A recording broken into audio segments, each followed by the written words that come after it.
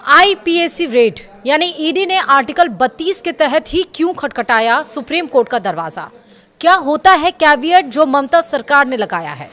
क्या है आर्टिकल 32 जो आईपीएसी केस में बनेगा ईडी का हथियार? सब कुछ बताएंगे विस्तार से। नमस्कार, आप देख रहे हैं न्यूज 18 का डिजिटल प्लेटफॉर्म और मैं हूं आपके साथ श्रुति श्रीवास्तव। पश्चिम बंगाल में कोयला घोटाले की जांच अब देश की सबसे बड़ी अदालत तक पहुंच गई है। प्रवर्तन निदेशालय यानी ईडी ने कोलकाता स्थित आईपीएसी दफ्तर और इसके डायरेक्टर प्रतीक जैन के घर पर हुई रेड के बाद सुप्रीम कोर्ट का रुख किया है। ईडी ने इसके लिए संविधान के आर्टिकल 32 का सहारा लिया है। यह कदम कानूनी रूप से बेहद गंभीर माना जा रहा है। एजेंसी ने सीधे तौर पर मुख्यमंत्री ममता बनर्जी पर गंभीर आरोप लगाए हैं। उनका कहना है कि मुख्यमंत्री ने खुद रेड वाली जगह पर घुसकर अहम सबूतों और दस्तावेजों को वहां से हटाया है। बंगाल की पुलिस पर भी जांच में बाधा डालने का आरोप लगा है। उधर ममता सरकार ने भी सतर्कता दिखाते हुए सुप्रीम कोर्ट में कैविएट याचिका दाखिल की है। कोलकाता हाई कोर्ट में हंगामे के चलते सुनवाई टलने के बाद अब सबकी नजरें दिल्ली पर टिकी हैं। यह मामला अब एक बड़े संवैधानिक टकराव की ओर बढ़ गया है। अब आपको बताएंगे कि जो ईडी का हथियार बनेगा क्या है आर्टिकल 32, जिसके तहत ईडी सीधे सुप्रीम कोर्ट गई है। दरअसल आर्टिकल 32 को भारतीय संविधान की आत्मा कहा जाता है। इसके तहत कोई भी नागरिक या संस्था मौलिक अधिकारों के हनन पर सीधे सुप्रीम कोर्ट जा सकती है। आमतौर पर जांच एजेंसियां हाई कोर्ट जाती हैं, लेकिन ईडी ने दावा किया है कि बंगाल में उसकी निष्पक्ष जांच करने की आजादी छीन ली गई है।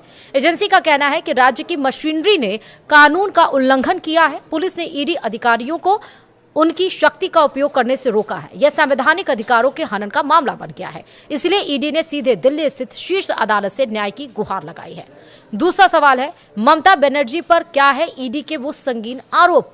दरअसल ईडी ने अपनी 28 पन्नों की याचिका में कई सनसनीखेज खुलासे किए हैं।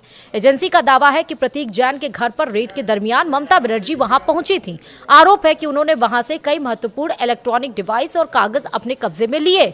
ईडी के अनुसार ये सबूत कोयला घोटाले की मनी ट्रेल को साबित करने के लिए बेहद जरूरी थे। एजेंसी ने ममता बनर्जी के इस कदम को जांच में सीधा दखल बताया है। मुख्यमंत्री का किसी रेड वाली लोकेशन पर जाना कानूनी रूप से विवाद का विषय बन गया है। बीजेपी ने भी इस पर सवाल उठाए हैं। सवाल यह भी है कि क्या बंगाल सरकार का कैविएट क्या है और यह क्यों लगाया गया है? दरअसल ममता सरकार को इस बात का पूरा अंदाजा था कि ईडी सुप्रीम कोर्ट जाएगी, इसलिए राज्य सरकार ने पहले ही वहां कैविएट दाखिल कर दिया। कैविएट एक प्रकार का कानूनी सुरक्षा कवच होता है। इसका सीधा मतलब है कि सुप्रीम कोर्ट बंगाल सरकार का पक्ष सुने बिना कोई आदेश नहीं देगा। यह याचिका एक तरफा कार्रवाई को रोकने के लिए लगाई जाती है। बंगाल सरकार चाहती है कि एजेंसी के दावों पर कोई भी फैसला आने से पहले उनका पक्ष सुना जाए। यह कूटनीतिक और कानूनी लड़ाई का एक महत्वपूर्ण हिस्सा बन गया है। वहीं सवाल यह भी है कि आईपैक और कोयला घोटाले का आपस में क्या है कनेक्शन? दरअसल कोयला घोटाले की जांच के दरमियान करोड़ों रुपए की मनी लॉन्ड्रिंग का पता चला है। जांच एजेंसी का दावा है कि घोटाले की बड़ी रकम एक विशेष कोल कंपनी को भेजी गई। यह कंपनी राजनीतिक सलाहकार फर्म आईपैक से जुड़ी बताई जा रही है। इसी लिंक को तलाशने के लिए ईडी ने प्रतीक जैन के ठिकानों पर छापेमारी की थी। बीजेपी ने सवाल उठाया है कि सरकारी दस्तावेज एक प्राइवेट एजेंसी के पास क्या कर रहे थे? क्या बंगाल के अफसर किसी प्राइवेट संस्था को रिपोर्ट कर रहे हैं? यह सवाल अब ममता सरकार के लिए गले की हड्डी बन गया है।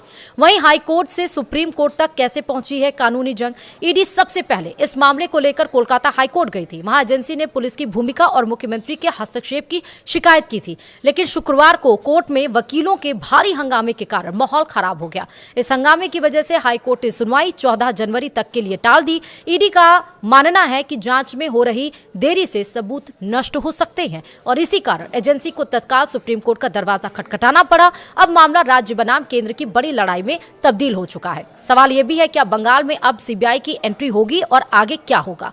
ईडी ने अपनी याचिका में केवल बाधाओं की शिकायत नहीं की है। एजेंसी ने साफ तौर पर मांग की है कि इस पूरे मामले की जांच अब सीबीआई को सौंपी जाए। उनका तर्क है कि राज्य पुलिस और प्रशासन के रहते निष्पक्ष जांच संभव नहीं है। अगर सुप्रीम कोर्ट सीबीआई जांच के आदेश देता है तो यह राज्य सरकार के लिए बड़ा झटका होगा। टीएमसी के सांसदों ने भी इस रेड के खिलाफ दिल्ली में प्रदर्शन किया है। आने वाले दिनों में यह विवाद सड़क से लेकर संसद और कोर्ट तक और अधिक गरमाने वाला है। वीडियो में इतना ही। नमस्कार।